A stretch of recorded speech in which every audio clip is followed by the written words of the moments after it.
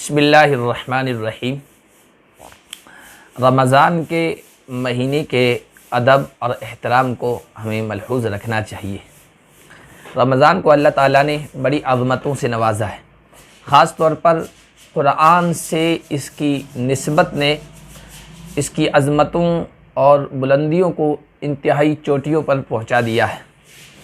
कुरान करीम से निस्बत एक ऐसी चीज़ है जो हमारे दिलों में किसी भी चीज़ की अज़मत पैदा कर देती है।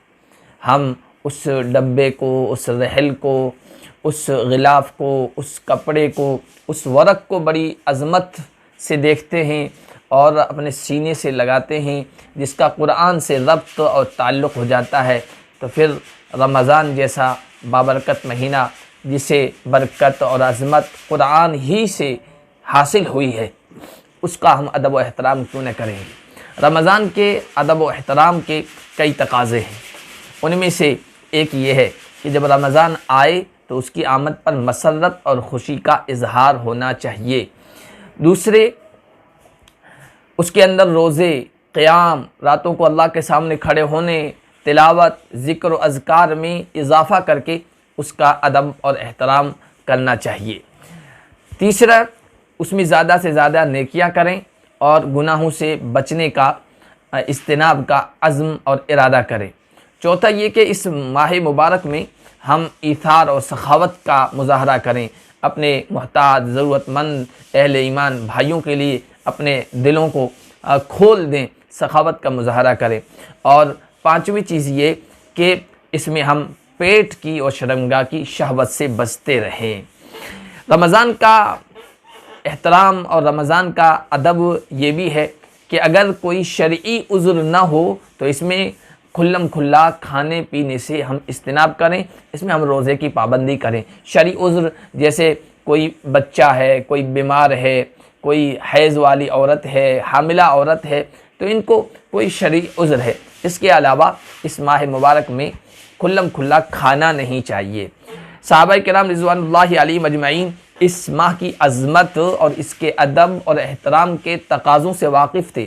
इसी वजह से न सिर्फ ये कि वो ख़ुद खाने पीने से बचते थे और इसका एहतराम करते थे, बल्कि अपने छोटे छोटे बच्चों को भी इसमें रोज़ा रखवाते थे। हालांकि बच्चे मुकल्लफ़ नहीं हैं, उन पर रोज़ा नहीं है, लेकिन बचपन से इबादत की आदत अगर उन्हें डाली जाएगी और इस्लाम के जो शाइर हैं, इस्लाम की जो पहचान है, उनसे रोशनास कराया जाएगा तो आगे चलकर वो बच्चे उसके पाबंद बनेंगे। बुखारी शरीफ में रिवायत है, हज़रत रुबई बिनते मुअव्विज़ कहती है कि हम रमज़ान में अपने बच्चों को, छोटे बच्चों को रोज़ा रखवाया करते थे। यहाँ तक कि जब दिन आगे बढ़ता था और गर्मी की वजह से उन्हें भूख और प्यास लगती थी और वो हमें परेशान करते थे और रोते थे खाने के लिए, तो उनके लिए हमने पहले से खिलौने बना रखे थे, गुड्डे गुड्डियाँ बना रखी थी।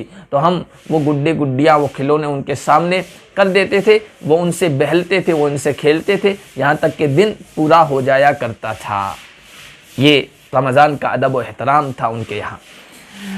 रमज़ान में रोज़ा ये एक अहम इबादत है और इतनी अहम इबादत है कि जन्नत में दाखिले का सबब है।